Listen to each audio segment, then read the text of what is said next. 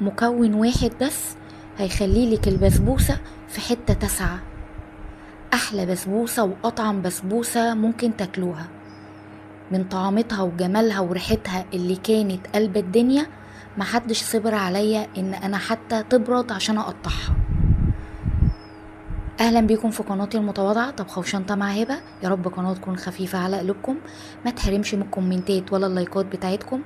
يلا بكده معانا اشتراك في القناه، خليكم معايا لاخر الفيديو. واللي ما تابعنيش على صفحه الفيس طبخه وشنطه اتمنى انه يتابعني، وكومنتات ولايكات وشير كتير عشان فيديوهاتي توصل لاكبر عدد وكلنا نقدر نستفيد من بعض باذن الله.